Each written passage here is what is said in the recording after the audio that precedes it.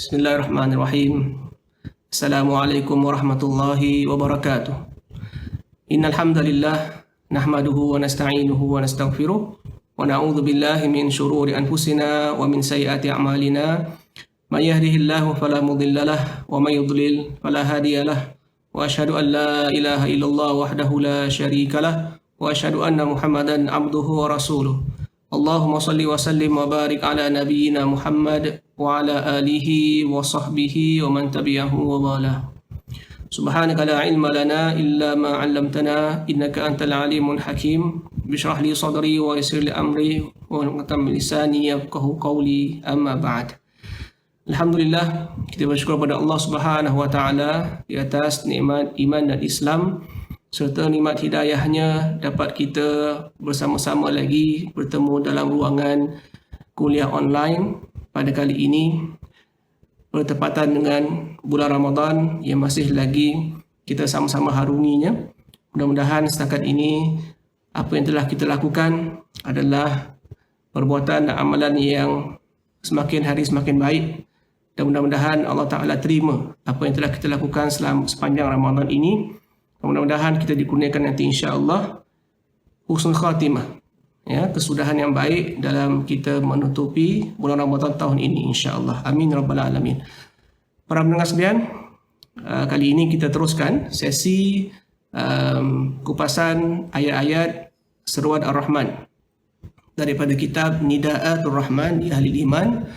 Jadi pada hari ini kita sambung seruan Ar-Rahman yang ke-49, iaitu masih lagi dalam surah Al-Anfal ayat yang ke-45 hingga 46. Jadi para pendengar boleh rujuk kepada ayat itu, ayat daripada surah Al-Anfal ayat 45 hingga 46. Dan untuk makluman para pendengar sekalian, dalam surah Al-Anfal ini terdapat 6 seruan Ar-Rahman. Ya, kita telah sebutkan pada sesi-sesi lepas yang beberapa seruan yang telah disampaikan kepada orang-orang beriman dalam surah Al-Anfal sendiri.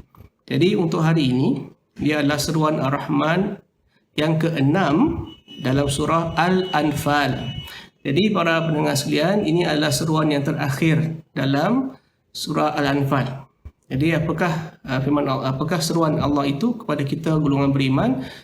Kita bacakan ayatnya dan kita kupaskan ayat ini insya-Allah. Firman Allah Subhanahu wa taala, a'udzubillahi minasyaitonir rajim. Bismillahirrahmanirrahim. Ya ayyuhalladzina amanu idza laqitum fi'atan fathbutu wadhkurullaha katsiran la'allakum tuflihun. Wa atii'ullaha wa rasulahu wa la tanaza'u fatafshalu wa tadhhaba rihukum wasbiru. Innallaha ma'as sabirin. Sadaqallahul azim. Yang bermaksud, wahai orang-orang yang beriman, apabila kamu memerangi satu pasukan, iaitu musuh, maka berteguh hatilah kamu dan sebutlah nama Allah sebanyak-banyaknya agar kamu beruntung. Dan taatlah kamu kepada Allah dan Rasulnya, dan janganlah kamu berbantah-bantah yang menyebabkan kamu menjadi gentar dan hilang kekuatan kamu, serta bersabarlah. Sesungguhnya Allah bersama dengan orang-orang yang bersabar. Jadi para pendengar sekalian, surah Al-Anfal ini juga dinamakan oleh Ibnu Abbas radhiyallahu an sebagai surah Al-Badr. Ya, surah Al-Badr. Kenapa? Kerana surah ini menjelaskan tentang peristiwa-peristiwa yang berlaku dalam peperangan Badar.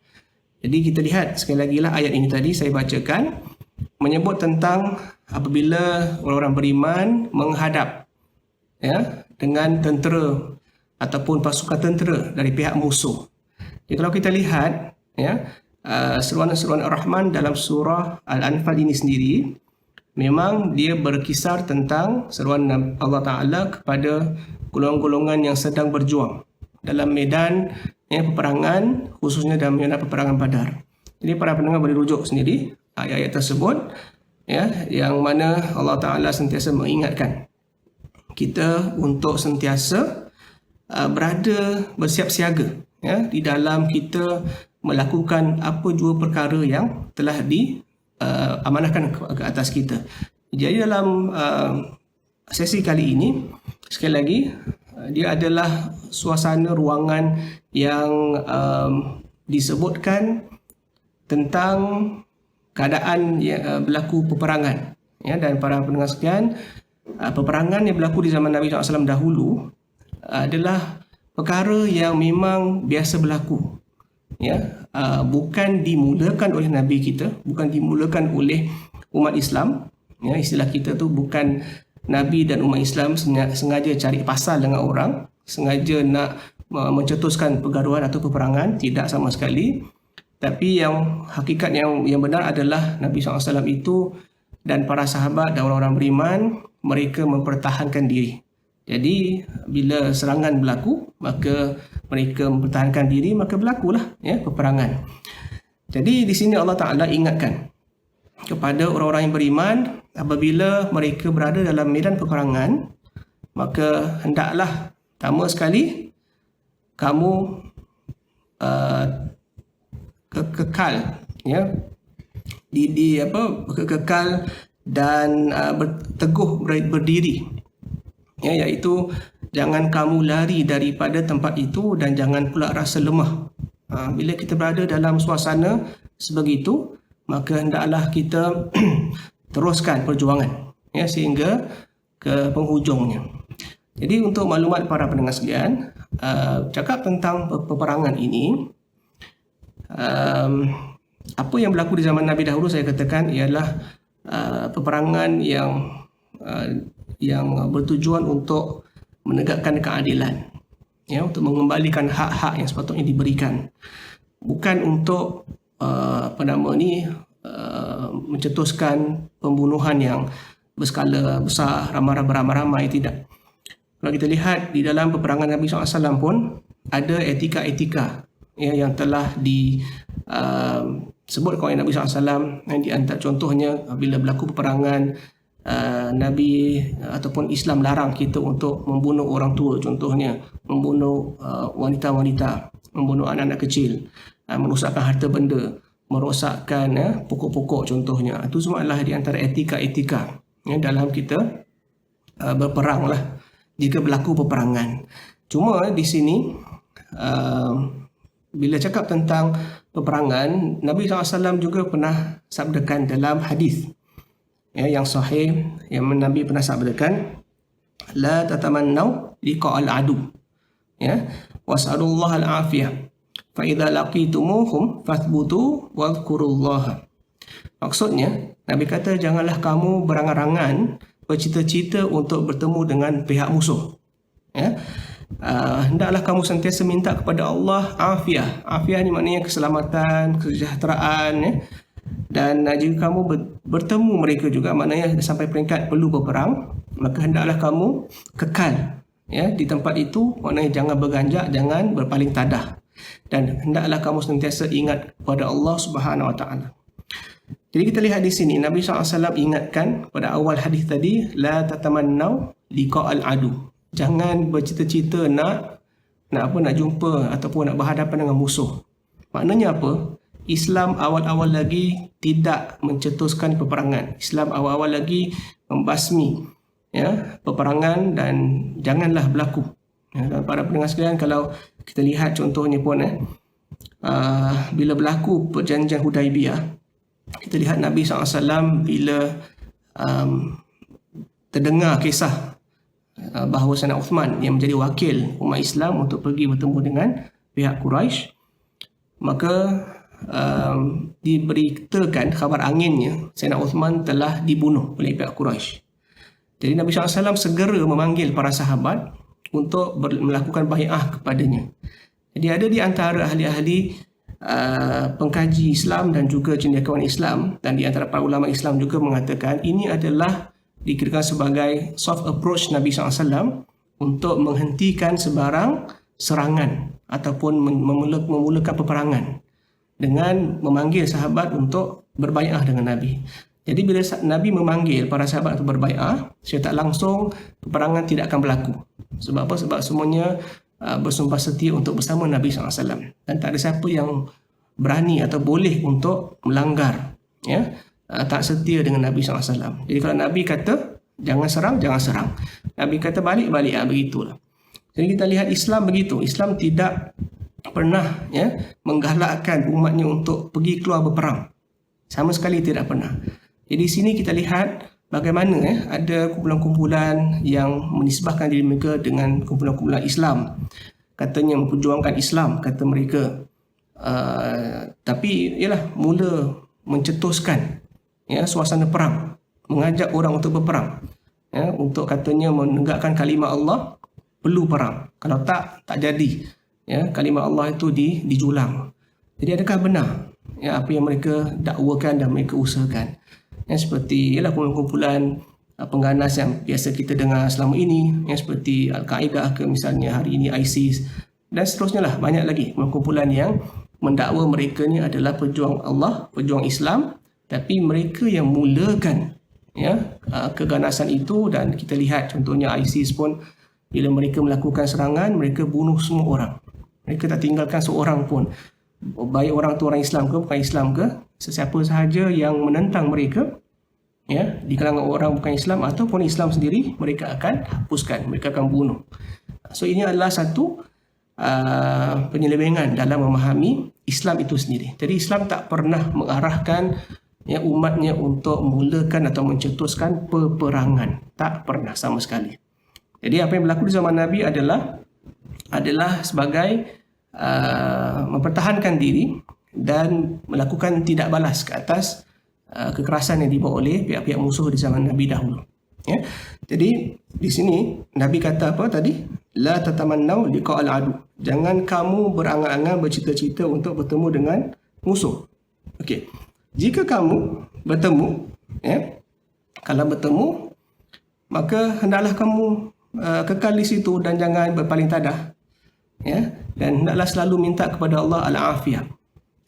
Para pendengar sekalian, bila baca hadis ini ada kaitan dengan hadis lain, ya.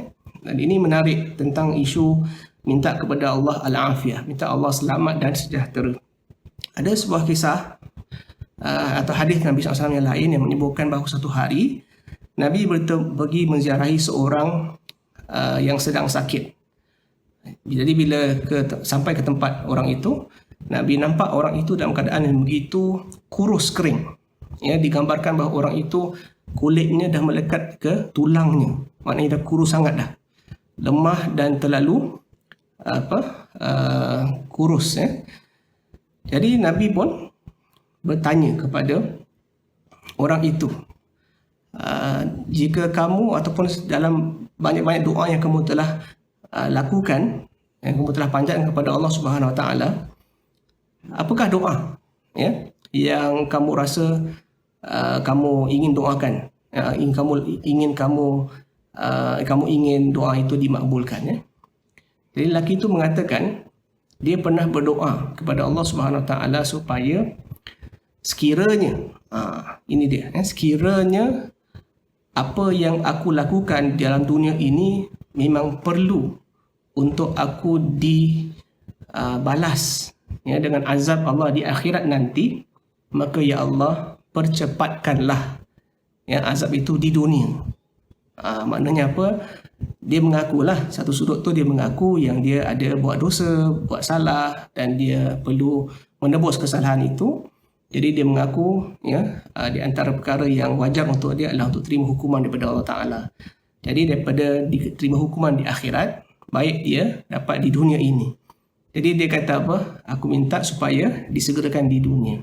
Maka disitulah Nabi kata, jangan minta, ya, dicepatkan ataupun digantikan, ya, dengan musibah lain. Ya, kerana apa? Kerana kita tidak akan dapat tertanggung kalau sekiranya Allah nak berikan pada waktu yang sebenarnya tak sesuai untuk kita terima. Jadi di situlah Nabi, ya, sarankan supaya minta kepada Allah Ta'ala sejahtera sudah. Di sini para pendengar sekalian, saya kira dia ada terkait juga dengan kita ni lah, ya, orang Melayu ni. Saya pernah ialah mendengar kisah-kisah orang, cerita-cerita orang kongsi dengan kita. Dan kita juga pernah terdengar melalui pembacaan cerpen ke, novel ke, kan, drama contohnya pun ada di antara sebutan yang diluahkan begini. Ya, kalau contohnya lah, senarionya seorang ibu atau ayah melihat anaknya sedang sakit. Maka di antara doa yang dibacakan adalah, ya Allah, sekiranya anak ini tak dapat menanggung sakitnya, kau pindahkanlah sakit itu kepada aku, ya Allah. Ini di antara doa yang pernah dibacakan. Jadi adakah boleh ataupun baik doa itu? Jawapannya tidak, para pendengar sekalian. Ya, kenapa? Kerana kita kalau nak minta kepada Allah Ta'ala, minta Allah selamat semuanya. Ya, dalam senario tadi, kalau anak tu sakit, minta kepada Allah, ya Allah, sembuhkan anakku ini, ya Allah. Jangan minta supaya sakit itu pindah kat kita. Ya, sebab apa? Sebab kalau dia sihat, kita pula sakit, sama juga. Merana juga keluarga kita. Jadi gitu, bila kita melihat keadaan-keadaan yang sukar bagi pihak lain, jangan kita kata tak apalah, biar sakit dia tu pindah ke aku tanggunglah. Jangan. Kita minta kepada Allah afiah, sejahtera secara umumnya. Itu yang Nabi pesan kita di sini. Jadi para pendengar sekalian, Al-Abbas, Pakcik Nabi SAW juga pernah bertanya kepada Nabi SAW tentang doa yang baik untuk dibaca. Maka Nabi kata, mintalah kepada Allah al-afiyah. Mintalah kepada Allah supaya Allah berikan selamat dan sejahtera. Kemudian Al-Abbas berselang beberapa hari datang lagi jumpa Nabi, minta lagi Nabi SAW untuk berikan dia doa yang special lah. So Nabi kata, ya Abbas, mintalah kepada Allah sejahtera dunia akhirat. Maknanya kita minta kepada Allah supaya kita dikurniakan selamat dunia dan akhirat. Dia bersamaan dengan apa yang selalu kita baca lah dalam doa kita, Rabbana atina fid dunya hasanah wa fil akhirati hasanah wa qina adzabannar. Begitu. Jadi para pendengar, jangan sesekali kita minta kepada Allah Ta'ala untuk berbagi-bagilah. Ya, kalau ada hukuman yang perlu saya dapat di akhirat, maka segerakanlah dekat dunia ni, jangan sama sekali. Para pendengar sekalian, Allah tu Maha Pengasih, Maha Penyayang, Allah tu Maha Kuasa. Segalanya milik Allah Ta'ala. Allah boleh sahaja mengampunkan dosa-dosa kita. Dan kita pun sedia maklum bahawa Allah Subhanahu Wa Ta'ala mengampunkan dosa-dosa kita selagi mana kita tidak mensyirikkannya. Betul? Jadi ini adalah harapan yang besar, ya, yang Allah Ta'ala telah berikan kepada kita untuk kita bergantung harapan kepadanya. Jadi balik kepada ayat ini, para pendengar sekalian, Allah perintahkan orang-orang beriman supaya kekal di atas medan peperangan itu, jangan lari dan jangan berpaling tadah. Para ulama tafsir mengatakan ini adalah sudut kekuatan fizikal. Maknanya bila kita berada dalam keadaan itu, secara fizikalnya kita kena bersiap sedia dan jangan lemah. Nampakkan kita ni cergas dan kuat. Okay? Tapi bukan itu saja, Allah perintahkan supaya wadhkurullah. Di sini penting. Kita kalau sedang berjuang dalam medan apa sekalipun, mungkin sekarang ni tak ada peperangan lah berlaku di Singapura, alhamdulillah.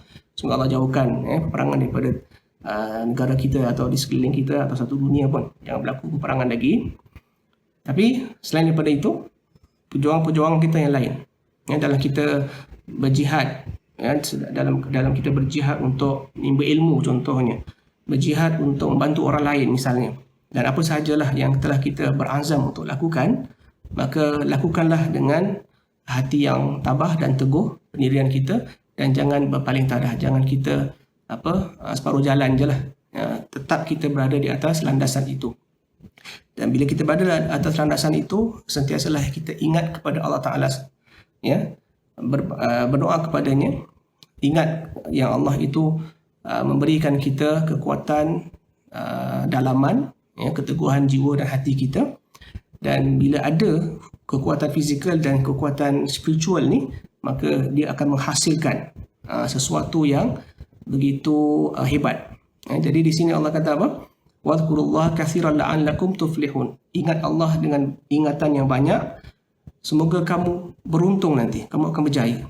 Ini janji Allah Ta'ala. Jadi kalau kita kekal, tetap di atas pendirian kita untuk meneruskan perjuangan dengan sentiasa mengingati Allah Ta'ala, maka jaminan Allah Ta'ala adalah kita akan berjaya. Okay? Kemudian Syarat yang berikut untuk kita dapat kemenangan adalah ayat yang ke-46 tadi, wa atiullah wa rasulahu. Taatlah kamu kepada Allah dan Rasulnya. Wala tanaza'u. Hendaklah kamu kalau nak berjaya, kita kalau nak berjaya, ini adalah di antara penjelasan para ulama kita tentang ayat ini. Secara umumnya, sesiapa yang nak berjaya dalam misi yang dilakukan, hendaklah dia tetap di atas landasan yang dia telah mulakan perjuangan itu. Kemudian ingat Allah Ta'ala dengan ingatan yang banyak. Kemudian sentiasa terus consistently mentaati perintah Allah dan mentaati Rasulnya. Kemudian itu adalah perintah Allah. Kemudian datang pula larangan Allah. Wala tanaza'u. Jangan kamu berselisih-selisih. Para pendengar sekalian, inilah dia di antara perkara yang sebenarnya banyak membuang masa kita umat Islam ni. Bila kita terlalu sangat bertelagah dan juga berselisih tentang perkara-perkara yang tak perlu pun kita selisihkan. Perkara yang menjadi perkara pokok dalam agama kita buat sama-sama dan tak ada masalah kan. Contohnya, tak ada orang menafikan bahawa kita umat Islam ini adalah umat yang mengucapkan 2 kalimah syahadah. Kita mengaku tiada Tuhan melainkan Allah dan Muhammad itu pesuruh Allah. Kita juga lakukan solat 5 waktu sehari semalam. Kita melakukan puasa Ramadan. Kita berzakat kalau kita mampu, dan kita pergi haji ke Mekah. Betul? Jadi ini perkara yang disepakati. Maka selain daripada itu, ada perkara-perkara cabang yang menjadi perbezaan dalam pemahaman, pendekatan, penerimaan, pengamalan pun. Jadi tak perlulah kita nak terlalu sibukkan diri kita dengan isu-isu cabang sehingga kita umat Islam ni nampak bercerai, bersengketa sentiasa. Contohnya lah para pendengar sekalian, inilah isu-isu berkaitan dengan akidah misalnya. Memanglah perkara yang tak boleh kita tolak ansur ialah tak boleh kita nak kata tentang Allah Maha Esa tu ada khilaf. Tak boleh. Na'udzubillah. Ada sesuatu yang bercanggah dengan tauhid. Perkara itu tak boleh kita nak terima khilaf ataupun beza pendapat. Tak boleh. Ataupun tak boleh kita nak kata dalam Islam ni kita boleh solat kurang daripada 5 waktu, atau kita boleh tambah waktunya. Ada khilaf kat situ. Tak boleh. Memang tak boleh. Ataupun ada orang kata kita boleh puasa sebulan tapi tak payah puasa bulan Ramadan. Bulan lain pun boleh. Tak boleh. Tak ada khilaf tentang hal itu. Ataupun ada orang kata kita tak payah pergi haji kat Mekah. Kita pergi haji tempat lain pun okey. Atau bulan lain. Tak ada. Ini semua telah disepakati. Tak ada khilaf padanya. Yang ada khilaf adalah perkara-perkara cabang, perkara-perkara yang contohnya misalnya tentang isu bila kita ambil wuduk misalnya kan, adakah kita bila cuci, bila nak sapukan di kepala kita ni, sapu atas sikit sahaja atau kita sapu satu kepala misalnya. Itu ada pembahasan. Bila kita solat, adakah kita nak perlu angkat tangan setiap kali kita bergerak daripada diri nak ke rukuk tu, kena takbir angkat tangan atau tidak? Itu khilaf yang masing-masing ada hujah dan diterima dengan baik oleh para ulama kita. Jadi tak perlu kita bersengketa. Jangan kita menuding jari untuk mengatakan kita lagi baik, lebih elok, lebih soleh, lebih bertakwa daripada pihak itu. Hari ini berlaku, mungkin para pendengar tahulah apa yang sedang berlaku dalam dunia Islam sendiri, di mana ada pihak mula untuk mengatakan bahawa Muslim yang betul adalah kumpulan ini. Kumpulan lain ni tak betul. Kumpulan lain ni kurang tepat. Akidahnya tu diragui. Jadi para pendengar, betul ke yang didakwakan seperti itu? Jadi kalau kita nak bincang lebih lanjut tentang hal ini, makan masa panjang. Sesi lain boleh kita bincangkanlah. Cuma saya nak katakan apa yang disebut-sebutkan dan disebar-sebarkan dalam media sosial kita tentang inilah pihak yang paling betul, pihak lain tak betul, itu semua adalah perbuatan-perbuatan yang sia-sia. Kenapa para pendengar sekalian? Kerana akidah ini adalah yang menentukan kita merupakan seorang Muslim atau tidak adalah dengan 2 kalimah syahadat kita. Dan Allah Maha mengetahui hati kita. Kan? Sepakat para ulama mengatakan sesiapa yang mengucapkan 2 kalimah syahadat dia adalah seorang Muslim. Yang mana boleh dikafirkan orang itu. Jadi perkara-perkara seperti inilah jangan kita nak tambah-tambahkan lagi perbincangan sebab dia merugikan masa kita dan lebih merenggangkan hubungan kita sama Islam. Jadi janganlah kita ikut pada ayat ini tadi Allah larang kita wala tanaza'u fatafshalu, kamu akan gagal, kamu akan hilang kamu punya kekuasaan ataupun kehebatan kamu. Jadi hendaklah kita sentiasa ingat perkara-perkara yang tak ada kepentingan untuk kita bincangkan dan kita debatkan, kita elakkanlah. Kemudian akhir sekali Allah kata wasbiru innallaha ma'as sabirin. Dalam perjuangan kita hendaklah kita sentiasa sabar. Sabar kerana apa? Kerana Allah tu sentiasa bersama orang-orang yang sabar. Jadi di sini bila Allah sebut innallaha ma'as sabirin, ma'a kat situ maksud dia bersama. Bila sebut ma'a atau bersama ini dalam Al-Quran ada 2 maksud. Bersama, ma'iyah tu maknanya bersama. Bersama yang bersifat umum atau bersama bersifat khusus. Jadi Allah ni memang bersama dengan semua makhluknya. Maknanya dari sudut pengetahuan dia, Allah mengetahui segala-galanya. So Allah bersamalah makhluk-makhluknya dalam dunia ini. Yang disebutkan ayat ini, innallaha ma'as sabirin, ini adalah bersamanya Allah dengan orang yang bersabar, dengan lebih dekat, dengan lebih rapat dengan orang-orang yang bersabar itu.